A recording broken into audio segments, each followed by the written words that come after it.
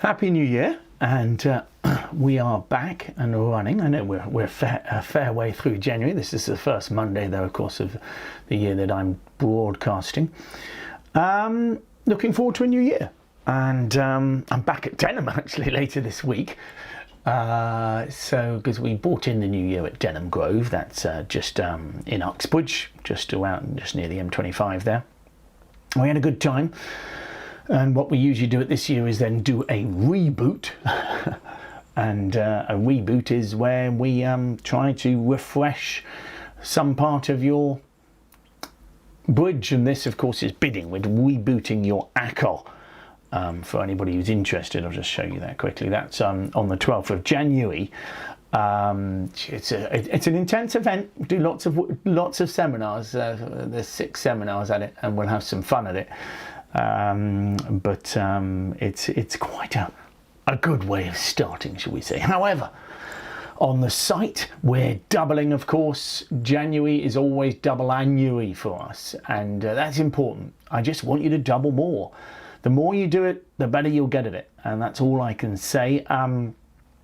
The big seminar is on responding to takeout doubles, which is a good topic. I like it. It's going to involve, of course, penalty doubles as well. I want hands to be sent in. I want hands that are wrong. I want hands that are right. What's rather nice, not always going to be the case, but every so often the two Mondays and Fridays sort of coalesce, as it were, and or coincide. And we're talking about protection on the Fridays, which is where you reopen the bidding sometimes. Now, not always going to be with a double, but often will be. We're going to see how we keep the auction open with a lot fewer points, and therefore do not allow many auctions to die early, and that's a fun topic. It's going to last quite a long time. We did 2 or 3 weeks before the Christmas period. We've just done one last Friday. This Friday I am recording it, so I'll be recording the Friday live, and it is actually your option. So those of you non-members, you can get that at half price if you fancy it. We're carrying on our talk about protective bidding, and how we reopen much later. So we are going to be talking about responding to doubles today and carrying that on beyond the big seminar. Don't worry, don't forget, with the big seminar, if you're on the site, you get the option of playing the set hand games, and that's an important aspect of it. Those are on BBO. They last for 3 weeks. You get sort of various times that you can play them. I do recommend having a go at them. Once you've had a go at them, you can then look at the videos of the set hands. I do a video on each. You don't have to play them on BBO. You can play them by yourself, or you don't have to play them at all. You can just look at the videos of the hands. But it's a great chance of bedding in that topic. What else is there? Well, we've put on the site all of our events, so they're all there. So you've got various events up until June, really, for the UK. So the UK ones this month, we've got the 2 bridges at the end of the month there, which is always rather nice, and then the Isle of Wight next month. And then, of course, you've got all of the other ideas. Basically thinking about spring and summer. So you've got your spring and summer cruises. So do look at those. There's been a lot of focus on the early ones, as it were, but the spring and summer cruises are lovely. I am going to, what do they call this one? Cities of Germany. Cities of Germany. That's on the 11th of April. It's quite a fun one, I think. So if you fancy that, there's still room there, and that's on the Balmoral, and then later in August, I am going to the fjords with Alfie and Helen. So we'll have some nice there. Alfie's back at school now; he's enjoying it, and yeah. So we're having fun. I'm also going to the Northern Lights in March, I should say, but of course that is sold out, that one, or at least we're full for bridge. Overfull, I would admit. But I'm taking some extra tables on with me. Yeah, Yes, so there's room everywhere, and I'm looking forward to it, but we're going to focus on... What do I do now? Oh yeah, this is what I do. I've got to remember. I nearly gave you the bidding quiz early there. So on Friday, we're going to look at suit combinations because it's what someone suggested. So we're going to have a suit combination each week as our hangover from Friday. Here it is. And of course, what I've given you here is 3 obvious suits, nothing to play in them, but we are asking you how to play the club suit. So what is the normal play, or should we say the best play without any knowledge to play the clubs? You're in 3 no trumps here. You probably bid 1 no trump, 3 no trump. Seems a reasonable auction with North having a flat hand, not bidding Stamen. So 1 no trump, 3 no trumps. How do you think you might play the club suit? Okay, that's the question there, and that's what we're going to do, and we're going to look at various ways of various little suit combinations, and I will give you one of those when and then I go off and do my little seminar, of course. We'll also have the beginners at the end. The beginners ones are going to be simply on overcalling, but not even getting to what an overcall is, just talking about vulnerability and scoring and things like that, because we are going to move on to some competitive bidding for beginners. Okay, let's go. So we're talking responding to takeout doubles. And I'm going to take a couple of slides from the big seminar that is on the website for the members, of course. So responding to a double. Well, the main thing here is I usually put my partner with around about a minimum opening bid for a double. That's what you should have. He can be stronger, of course, but then he'll often bid again, okay? So 0 to 9 points. Generally, we make a weak response. 10 to 12, you've got a nice enough hand to think game might be on. 13 or more, you expect game to be on. And so you've got 3 options here. In response to a takeout double, you bid cheaply with 0 to 9 points. You jump with 10 to 12. You go for game with 13 or more. Okay. At the 1 level, sometimes if it's a 1 club double, you can develop something more exotic, but I would recommend sticking with this for the most part. Okay, 0 to 9 you bid cheaply. 10 to 12 you make a jump response. Really important that you're saying, partner, you know, we could well be going for game. Bear in mind, those of you, I mean, I can see James there mentioning on Fridays, of course, we are talking about borrowing king's protective bidding. That is different, of course. 13 plus, strong, go for game or bid the opponent's suit. That is something that I talk about a lot. It's something we've just been talking about on the Fridays, where when you are excited about your hand, bid the opponent's suit, tell your partner that you're excited. Okay, so there are lots of points to note. There are lots of points to note. First and foremost, with 0 points, you should still respond. Your partner has asked you to bid, so bid.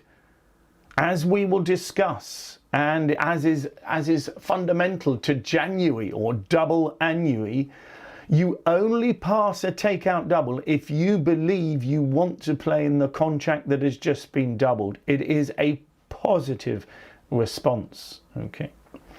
So you include points for distribution. So if your partner's made a takeout double, he might have a singleton in their suit. Well, if you've got a singleton in another suit, you may well find your hands have a huge potential. So it's important to evaluate. And the main thing we're going to focus actually on today is when the middle player bids. When the middle player bids, now 0 to 5 point hands do not have to bid. Now, I'm not saying we'll always not bid, but we don't have to bid. So suddenly, your basic response is showing 6 to 9. If you've got a choice between a major and a minor, you tend to bid the major, because so often when we do our takeout doubles, we're focused on the major. Assess cards in the opener's suit. Again, very important. Once you've had an opening bid, if it goes 1 diamond double from your partner pass and you're sitting with the queen doubleton in diamonds, it's not going to be worth much, is it? Okay, so I throw it in the bin. Whereas an ace in the opponent's suit, often opposite partner singleton, very nice indeed. And last but not least, as I've said, only pass if you are sure it is best. So the two suits I've put there, are the minimum strength, really, that you would need to pass a 1 heart double. So this is at the 1 level. It's different when it's 2 hearts or 3 hearts, etc. But if it went 1 heart double from your partner pass, you're looking usually for a 6-card holding. If it's a 5-card holding, it needs to be solid. So the reason you might consider passing with Queen, Jack, 10, 9, 8 there is because you've got 3 definite tricks in a heart contract. They might not be worth anything in any other contract. So let's say you finished in no trumps or in spades or something like that. Well, how's your partner going to make use of your Queen, Jack, 10, 9, 8? Whereas defending against 1 heart doubled, you've got 3 definite tricks there. Okay, but it's very rare passing at the 1 level, and it shows a very good holding in their suit. Often you'll have better hearts than the opening bidder. Okay, the key is you want to play in the suit, so you only pass a takeout double if you want to. You are making a positive choice. You are not passing because you don't know what to do. If you don't know what to do, bid anything, because that's what your partner's asked you to do. Can you see what I mean? So you know the kind of hand I'm talking. You've got change the Queen, Jack, 10, 9, 8 of hearts to Queen, 5, 4, 3, 2 of hearts, and you've got no other points. And you're thinking, well, they've bid a heart, I've got no suit, what do I do? Just bid a 3-card suit. Your partner's asked you to bid, just bid. You only pass if you really believe it's the right thing to do. It's a positive choice. Okay, so as I say, today I'm focusing on when the middle player bids. Okay, generally with 0 to 5 points you would pass, particularly if they change the suit. And the reason there is because you're not expecting the auction to finish. So 1 diamond, double, 1 heart from next player. Even if I had 4 spades here, I'm not bidding most of the time, okay, because my bid will suggest strength to my partner, and that could undermine his bidding. And I'll show you a couple of examples of that. Let's have a look. So here's your first example, nice and straightforward. 1 diamond, double, 2 diamonds, okay. 1 diamond, double, 2 diamonds. Now the problem you've got here is that a lot of the time here, okay, if your partner's got a minimum takeout double here, then your opponent is probably sitting with, you know, your left-hand opponent, the opening bidder, may well be having 15, 16 points, okay? So let's say you think, well, I'll still bid 2 spades, we've probably got a fit. The problem then comes is that they may well bid no trumps, or they may finish in 3 diamonds, or whatever they finish in. Your partner's going to lead a spade. Okay, now give your partner ace queen to 4 hearts and ace queen to 4 spades. You know which one you want led, don't you? You know, and so you know you're not going to win the auction most of the time. If your partner's strong, it's going to go 1 diamond, double, 2 diamonds, pass, pass, double again. And that's the key here. Don't feel that you're going to miss out if partner's got 16 points. If you know he's short in diamonds, you can see you've got 4 diamonds, they've both bid diamonds. So if he's got 16 points in a singleton diamond, he will double diamonds again. And when you then bid 2 spades, you are doing it begrudgingly. And that's important. So you pass here. And of course it means it helps your partner to judge. Give yourself a few points here. And now 1 diamond, double, 2 diamonds, we are going to make a bid. Now, on the hand like this with both 4-card majors, okay, you're definitely going to have a fit. And often you'll have a double fit. If your opponents compete to 3 diamonds, you are going to be very tempted to compete, aren't you? in which case it is not unreasonable to bid 2 spades first. So we're definitely going to bid a major. We can't bid 3 diamonds. To me, 3 diamonds here would be game forcing partner. We're going for game, you choose your major.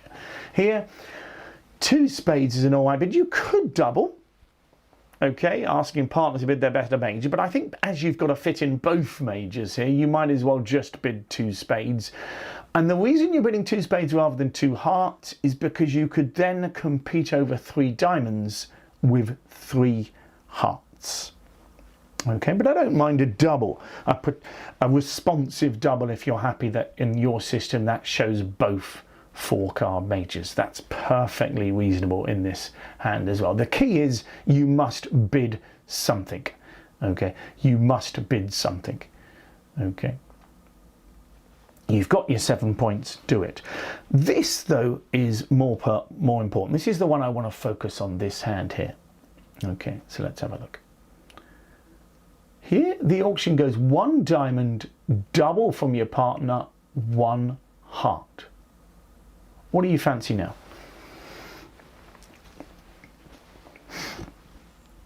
So it goes 1 diamond, double, 1 heart. And I'm asking you, what do you fancy bidding?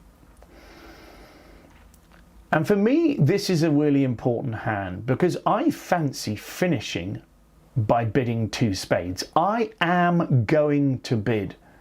But what is so important is to pass on the first round. And then you are going to bid 2 spades. You know you've got an 8-card fit. You know, partner really should have 3 spades most of the time here. So I am going to bid on this hand, but by passing on the first round, I keep my partner in check. Because partner could be really strong here. Okay, and it's just really important to define your hand in point count. It's rather like when you respond to an opening bid. With either a pass or, for instance, a 1 no trump response. Maybe you've got 6 or 7 points, you respond 1 no trump first.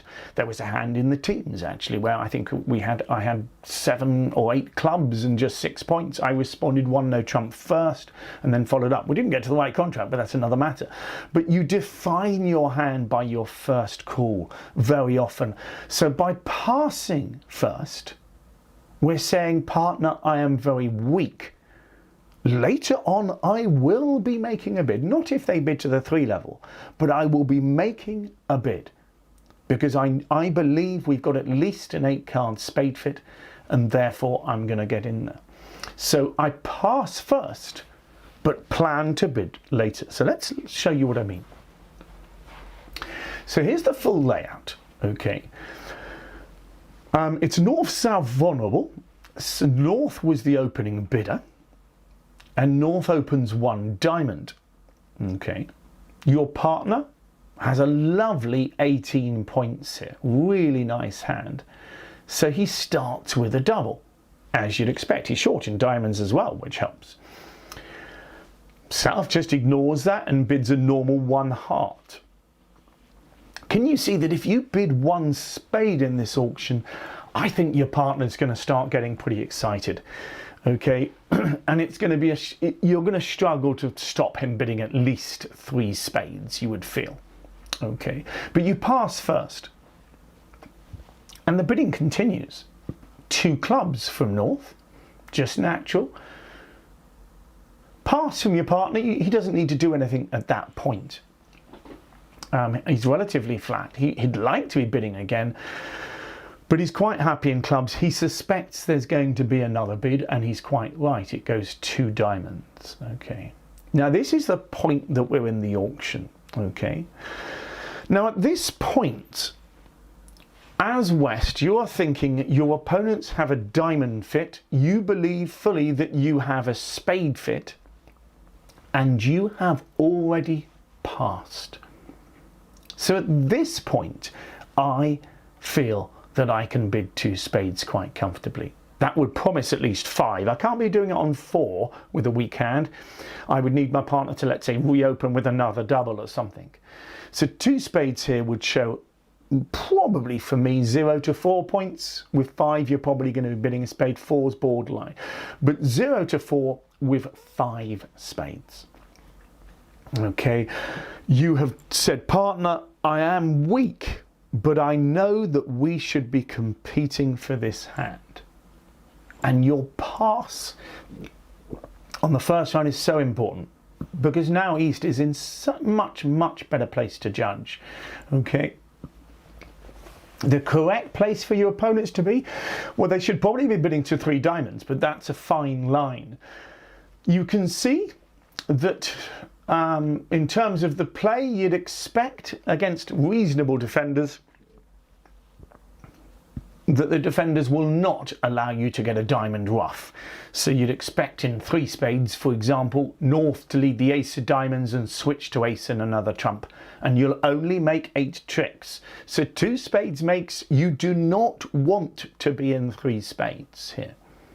Okay. And you can see that East has a huge amount of defence in his hands. So shouldn't be thinking, oh, 3 spades minus 1 is going to be a good trick, because clearly East is pretty hopeful of getting contracts down. Can you see the difference here? Okay, so 3 diamonds, I'm not saying we're going to double it, because if either North or South have any distribution, they may scrape home in 3 diamonds. But the key is, interestingly, if you do double, you get the magic 200. If you don't double, then North-South are happy to be in 3 diamonds. And that's what's so difficult in the competitive auction. Okay, the competitive hands.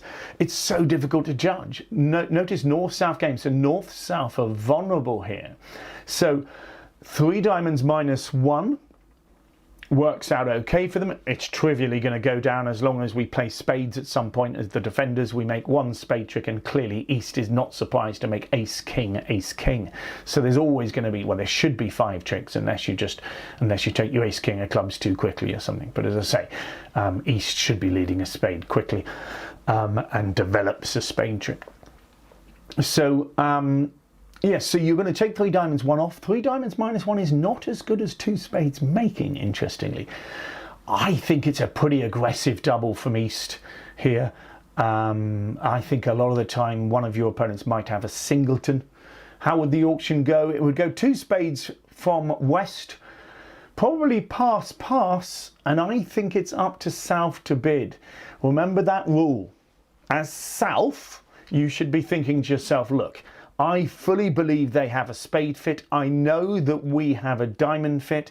If both sides have a fit, it is always correct for me to bid 3 over 2. Okay.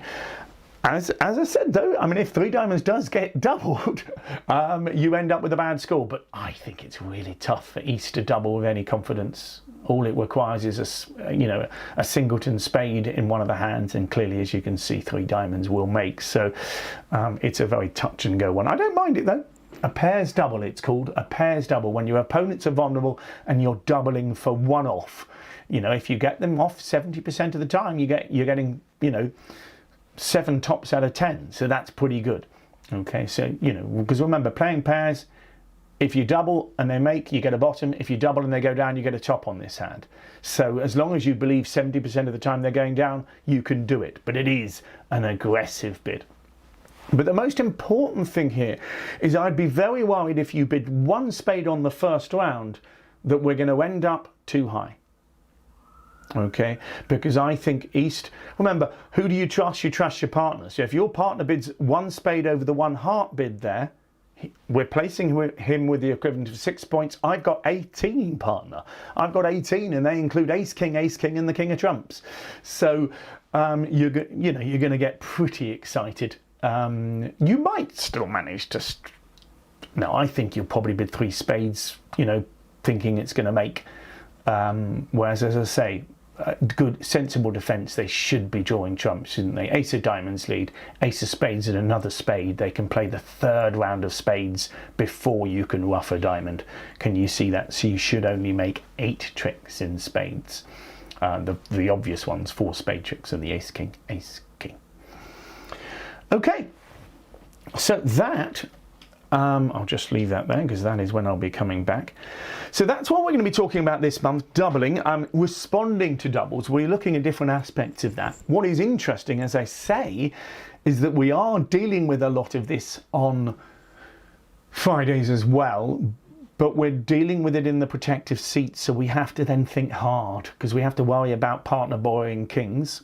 Actually, this particular week, we're looking at passed hands that have made a takeout double. And of course, if it's a passed hand that's made a takeout double, you know that your partner will be weaker. So that's another different aspect. Okay, a quick look at the Tunisia as well. So we go quite a lot of different places. We go to Tunisia, Mallorca, and Croatia. I'm in Croatia in May this year. I think it's Gary who's in Tunisia at the end of March. And I tell you what, when the weather is like it is at the moment, you sort of do start thinking about where you can go, because it's yesterday was pretty awful. Alfie, Helen and I were out for a walk in the morning, and we got back and had a hot shower. That's all I can say. It was pretty intense. But it's a nicer day today. Had a nice walk into school with Alfie, so can't grumble with that. Okay, let's go back to this hand then. So a nice and easy layout to start with. As such, it's a 50-50 chance. Okay, it's a 50-50 chance. If the suit breaks 5-0, either way, you will lose one club trick. Okay, you can't help that. Okay, because you can only take 2 finesses if you finesse from the south, and if you lead the king of clubs and the jack of clubs, excuse me, the queen can cover one of them, or you just can't finesse it enough. So 5-0 breaks are not relevant. So the only thing that therefore that is relevant is 3-4-1 breaks. 3-2 breaks, clearly it's a guess. Yeah, it's a guess which way you finesse. So what about 4-1 breaks? Well, you can pick up 4 to the queen both ways. Okay, so you could lead a small club to the 9, come back and lead a small club to the jack to pick up the queen if it was in the west hand, 4 to the queen, and you can pick it up 4 to the queen in the east hand. However, the problem is you can only pick up 4 to the queen in west hand, and that's not so good because there is one 4-1 break that you can't cater for. And that's quite a crucial one. It's only 1 in 5 of them, but it's when there's a queen singleton. So we should be cashing a high card first. Okay, so to cater for a queen singleton, we would cash a high card first. Okay, I'll just quickly do a quick auction here so that I can get us to the play. And if you cash a high card first, which obviously is the safest thing to do, the problem then is that if you play the ace of clubs first and nothing drops, you can then finesse the jack, can't you? But you can't finesse again. So if you cash a high card first, you can't pick up 4 to the queen in the west hand. Okay, so let me show you what I mean. So once we've decided, so let's say we win the king of spades here. Once we have decided that we are going to cash a high card first, just in case the suit breaks 4-1, then there's only one right way of doing it, if that makes sense. Okay, so if we cash the ace of clubs first, just to see if the suit breaks 4-1, we can only take 1 club finesse. So if I take a club finesse to the jack, and then cash the king, if there's 4 clubs in the west hand, I don't drop that queen. Can you see that? Because obviously I've got rid of one of the clubs. I can only finesse once now. So the best way of playing this suit is to play a club to the king, and now you can finesse twice if he happens to have 4 to the queen. Remember, it's still a 50-50 chance, so sometimes if you cash the ace of clubs and finesse that way, it works for you. But what we're saying is it doesn't work quite as well. So the correct way to play the suit is to play the king of clubs first to see if the queen falls, and then run that jack of clubs. And obviously I've set up the hand so that he does indeed have 4 to the queen, and we can pick them all up. Okay, I'm overtaking just for the sake of it. And that's the end of that. Nothing complicated there. A relatively straightforward hand. I don't know what I'm claiming here. I'll just accept. So understanding all of these different suit combinations is really tricky, but it's a part and parcel of bridge, and most of it comes from experience. We're going to look at lots of them. There's all sorts of information that can be available when bidding is made, etc, etc. But for the most part, to start with, what we're going to look at is some suit combinations where we have no information and just look at individual ones here.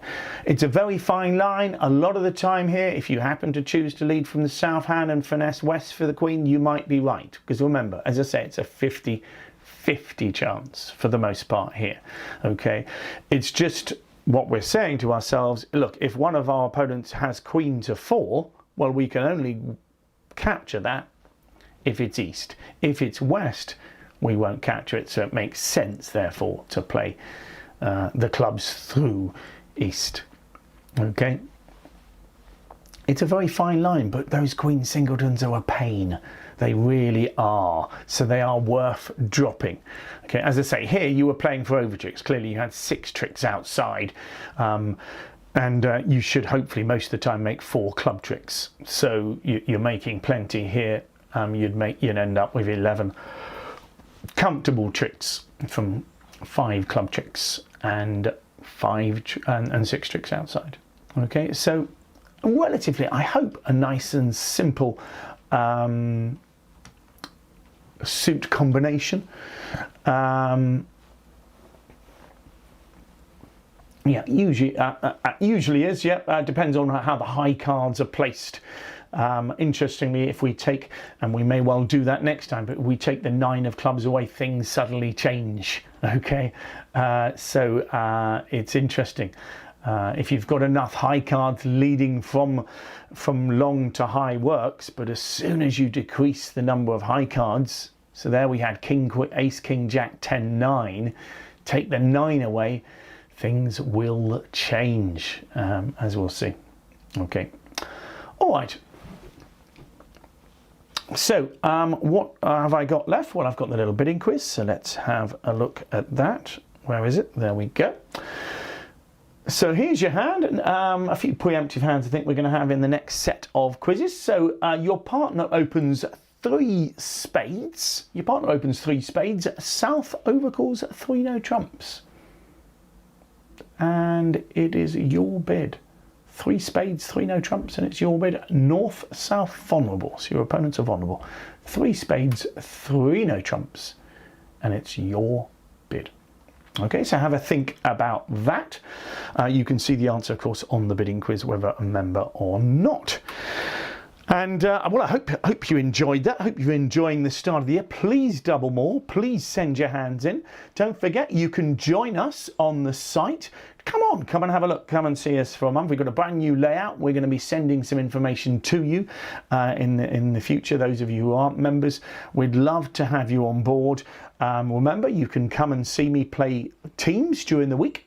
So I'm playing teams on the Wednesday, as usual, live for the members to come and watch me play. And that's usually fun. And so we will see. So there you go. We are going to do the beginners now, so have a nice week. Remember, I'm pre-recorded on Friday. Those are welcome. I'm looking forward to seeing those of you who are coming to Denham on Thursday for the reboot. and if not, I will see you on some of you on Wednesday and others of you next Monday. So enjoy the week. Those of you who want to stay on for the beginners, please do. You are welcome. We are going to be looking at something relatively straightforward. Okay, so let's go to it. So competitive bidding. Everything I've covered in the last however many weeks, 20 or 30 weeks, I don't know how long it is, has basically been on simple standard bidding. Here I'm going to start talking about a competitive auction. So in mini bridge, the rules were very simple. You add up your points, the side with the most points wins. Now, as those of you who play regular bridge already knows, that's not always the case. When you're playing normal bridge, both sides are allowed to bid and win the auction. Okay, so in mini bridge, it's simply the side that, essentially, almost like it's like the side that opens wins. Okay, in bridge, it is the last bid that wins the contract. Okay, the last positive bid, as it were, that wins the contract. And this can be from any player on any side. So let's look at a very simple auction. One diamond is South's opening bid, and you're usually expecting North-South to win the auction, but in theory it could just simply go one spade. West is allowed to bid, and it can go pass, pass, pass. The 3 passes end the auction, and West has won the auction. Okay. What's important to understand is this term overcall, okay, because people often get confused with that. When one side opens, a bid by the opposing side is called an overcall. So one diamond, if it goes one diamond pass, and North then bids 1 spades, that is North responding to 1 diamond. So 1 diamond pass from West, 1 spade, that 1 spade bid is simply a responding bid. Here, though, it's gone 1 diamond, 1 spade overcall. West has interrupted the opponents. And if North and South don't fancy bidding again, they don't have to. And that would end the auction. West wins the auction and he plays the contract. But of course, it can get rather competitive. Look at this. 1 diamond, 1 spade, 2 hearts from North, 2 spades from East, 3 hearts from South, 3 spades, 4 hearts, 4 spades, and I'll put 3 passes at the end. You may even you can have doubles and things like that, obviously, but here it's gone pass, pass, pass. So you can see there's been a lot of bidding. Everybody is allowed to bid as many times as they want. The auction finishes when there's 3 passes. So at this point, East can't bid again. 3 passes end the auction, with one exception. When nobody bids at all, then there have to be 4 passes. Pass, pass, pass, pass. Okay, it can happen. Everybody has 10 points. Okay, nobody feels like opening the bidding, as it were. Okay, but here you can see it's a really competitive auction. Everybody wanted to have a go. You know, if you're at an auction at an auctioneer selling a cupboard, sometimes 5 different people want that cupboard and they all make different bids. Sometimes nobody wants it at all, and then one person crops up and bids a bid, makes 1 bid, and he wins the cupboard. Okay, so it depends on how exciting the hand is. Sometimes everybody feels they've got an exciting hand. Maybe they've got some distribution, a void, a singleton, that kind of thing. Because you might think, how can there be so many points in the pack? The reason will be is because they've maybe got long suits and voids and singletons, and that makes them a bit more excited. Okay, the bad news about overcalls is, I'm afraid to say, there is a new set of rules. So you've learnt lots of things about 1 no trump bids and 1 spade bids and 1 heart bids. Well, unfortunately, overcalling introduces a whole new set of rules, okay? So your 1 spade opening bid, we've already seen, is 12 or more points. When the opponents open 1 diamond, a 1 spade overcall is very different, as we'll see. And we're not going to discuss that today. We'll discuss that in the coming weeks. What we are going to discuss, though, is a couple of elements, because we need to understand a little bit more about the scoring, because your ambitions can be very different. As you saw, in mini bridge, you had a very simplistic form of scoring. You got -50 for every time you went down, and that is absolutely right. It's the most sensible way of starting to score bridge, okay, because you don't want too many complications. Unfortunately, there is one extra element of bridge that is rather important, and it is called vulnerability. Now, I'm sure most of you know about this already, but let's go over it again, and that will finish us off for today. So vulnerability affects when you're going down. It also affects any bonuses you make. Okay, in mini bridge, under tricks cost 50. In bridge, it depends on the vulnerability. If you are vulnerable, your under tricks cost twice as much. So rather than 50, it's 100.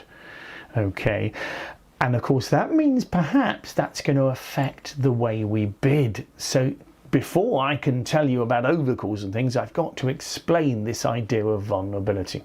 Okay, so there are two states you can be in. You can either be non-vulnerable or you can be vulnerable. And of course your opponents can be in exactly the same states, non-vulnerable or vulnerable. Okay, so that means there's 4 different what we call vulnerabilities. Both sides non-vulnerable, both sides vulnerable.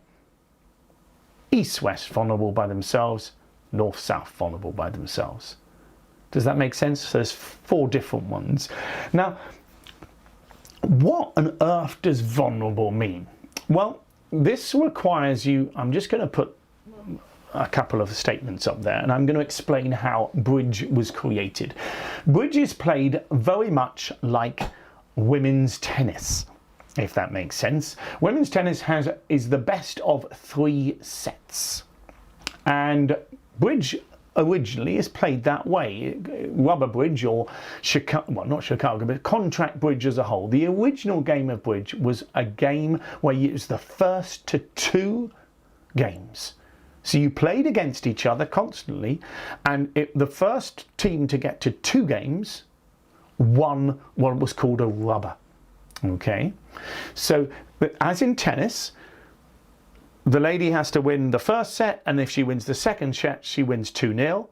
But sometimes she wins the first set, and then the next set is won by the opponent, and they end up 1-1, and they have to play another set. In bridge, it's similar, but what happens is when you win a game, because you're now got the chance of winning the whole match, as it were, the whole rubber, you will get an extra bonus if you make a second game. Because of that, because I'm going to give you an extra bonus, I'm afraid to say I'm going to take away from you. So I'm going to say that although I give you an extra bonus if you make another game, I'm going to take more points off you if you go down. Okay, so non-vulnerable is when your side has not won a game. Okay, so the score in your tennis match is either 0-0 in sets or 0 to you and 1 to your opponent. You are non-vulnerable. When you are vulnerable, you have won a game. So you are either 1 set to love up or it's 1-1, but you are vulnerable. Okay. Now, playing rubber bridge, playing the original game of bridge, you clearly are playing with each other, and once one side has bid 100 points, got 100 points below the line, as it were, they get a game. So they're vulnerable. When you play a lot of bridge, you play individual boards. So board 1, for example. Okay, board 1, nobody is vulnerable. That is set arbitrarily. So you don't need to know why you're vulnerable, you're just told. And you are told by looking at the colour that you are given. Now this can vary, but generally passive colours like white and green are non-vulnerable. Okay, so white and green are non-vulnerable. Fiery colours like red and orange, I've said strong colours, but fiery colours are vulnerable. Okay, so when you pick up a board, often there's labels in the center of it, and those labels will tell you what your vulnerability is. Okay, so nothing to do with, as it were, playing the first year. It's a bit like joining a tennis match in the middle. Okay, you don't know the score. Okay, you join it in the middle and then someone tells you, oh, they're both vulnerable. So you would know that it's one set all. Does that make sense? Or, oh, they've just started. So it's 0-0. They're both non-vulnerable. And what non-vulnerable means is they can't win the match. They can't win the match in this game. Okay, if that makes sense. So they're non-vulnerable. Okay. So all it means is that the value for going down is different. And clearly, if it only costs you 50 points for going down, we might be a bit more risky. We might take a few more risks if we're non-vulnerable. If we're vulnerable, we might be a little bit more careful. And when it comes to overcalling, we're going to see that vulnerability is going to make a difference. Okay? You don't really have to understand much about it. You just have to know to look at the board, or to look at the information you're giving and know whether you are vulnerable on a given board or non-vulnerable. You will see me talk about vulnerability a lot of the time, and if you've watched any of the normal seminars like today, you will have seen me use terms like north-south game. North-south game means north-south are vulnerable. Game all means both sides are vulnerable. Love all, no side is vulnerable. Okay, so these are little terms that of course you get used to in bridge, but if you've never played, you won't know them. Notice also, as I say, your game and slam bonuses change too. They are bigger if you're vulnerable, because of course you're doing the equivalent of winning the whole thing. So you get bigger bonuses, but you get bigger penalties when you're vulnerable. It sort of increases the value of everything bid on the hand. Okay, so that's what we're doing today, introducing this idea of vulnerability and getting ready for competitive bidding. Okay, sometimes I come across people, beginners who've been playing as long as, or learning for as long as 6 months, and they still don't really know that you can compete and bid from the other side. So it's fundamental to the game and really important. And of course it makes the game much more exciting. It means just because your opponent bids doesn't mean that you're not going to be playing the hand. Whereas of course playing mini bridge and starting off in bridge, quite often they open the bidding and think, oh well, that's me out of it. Well, the good news is you're always going to have a chance. So hope you enjoyed that, and see you again soon.